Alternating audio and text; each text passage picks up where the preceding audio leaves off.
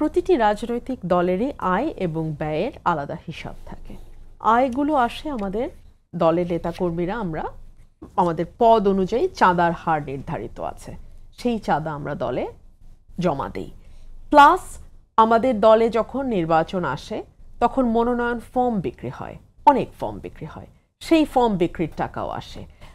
অনেক সময় দেখা যায় যারা দলে আছেন, বড় বড় ব্যবসায়ী আছেন, কিংবা হয়তো শিল্পপতি আছেন, কিংবা দলে যারা প্রফেশনালি খুব ভালো করছেন, ডাক্তার আছেন, লয়ার আছেন, তারা দলের কোনো একটা প্রোগ্রাম স্পন্সর করেন।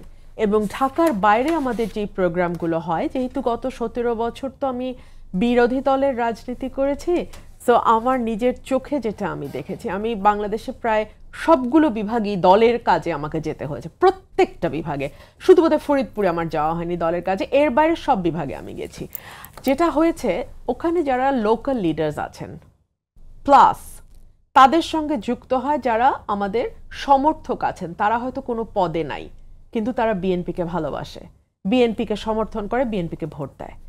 এমন মানুষদের কারো হয়তো হোটেলের ব্যবসা আছে, কেউ হয়তো রিসোর্টের মালিক, কেউ হয়তো একটা বড় বিল্ডিং আছে যেখানে একটা বড় মিটিং আমরা করতে পারি, তারা সেগুলোর ব্যবস্থা করে দেন।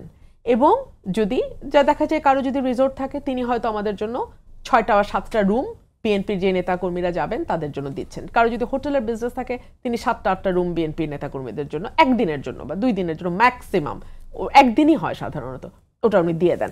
সো এইভাবে আমাদের প্রোগ্রামগুলো চলে। আমাদের ঢাকায় যে প্রোগ্রাম হয়, যখন হয় সেই ব্যাপারে তো আগে থেকেই আমাদের ঘোষণা হয়ে যায়। তখন বাংলাদেশের বিভিন্ন জেলা, উপজেলা, ইউনিয়ন থেকে, ওয়ার্ড লেভেল পর্যায়ে থেকে সমর্থক, কর্মী, ভোটার যারা আছেন তারা নিজ খরচে ঢাকায় আসেন। আসার পথে গত 15 বছর তাদের ভীষণ রকম হেনস্থার শিকার হতে হয়েছে। তাদের মোবাইল চেকিং থেকে শুরু করে তারা যাতে হোটেলে রুম না পান, বিশেষ করে পল্টন এলাকার হোটেলগুলোতে রেইড দিয়ে আমাদের কর্মীদেরকে ধরা হয়েছে।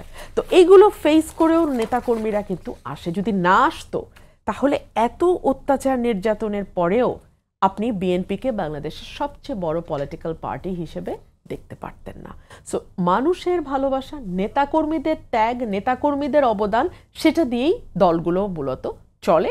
অন্তত বিএনপির ব্যাপারে এটা আমি খুব দৃঢ়তার সঙ্গে বলতে পারি, কারণ আমি এটা দেখেছি।